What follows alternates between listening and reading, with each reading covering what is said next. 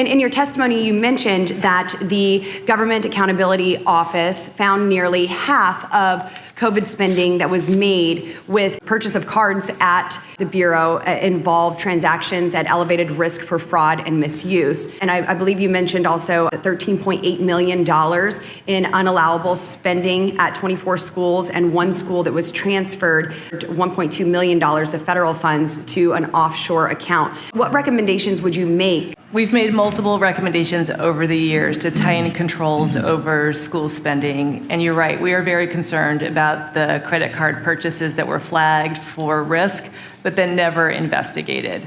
There were purchases involving PayPal, Venmo, $2,000 in gift cards at an electronics store, you name it. And those were flagged as risky, but no one checked to see what was going on. We have recommendations to BIE to actually use existing software that it has to investigate those charges and determine whether they are in fact fraudulent. Yes, so I mean, obviously with this improper use of federal funds, we want to make sure that that doesn't happen again. I think that you would agree that that money could have been better spent on outdated facilities, teacher shortages, safety concerns, and inadequate infrastructure impacting tribal controlled schools. Is that correct?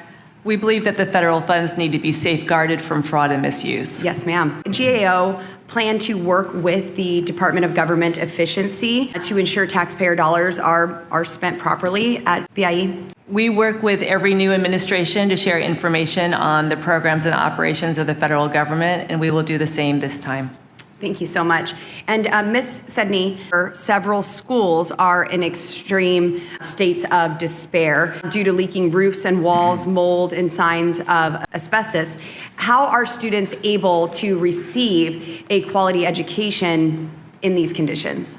So we have not looked specifically about how education has been impacted, on the students as a result of these conditions, but I think it's fair to say that we all recognize that the students aren't going to have a good education if they're in these facilities, and that's exactly why we prioritized this work for the last 10 years.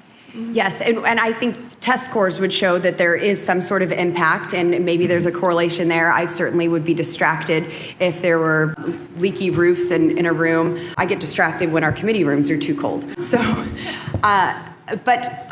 do you think that this is providing an opportunity for our tribal members to explore school choice and have funding go directly towards the parents so they have those resources and are able to choose where their child goes to school and receives their education? We haven't done an analysis of that issue yet, but we would be happy to talk to your staff about how we could help or provide any additional information about that. Yes, just with some of our members here that I've spoke with, I think school choice would be valuable to them, and certainly having those resources follow the student.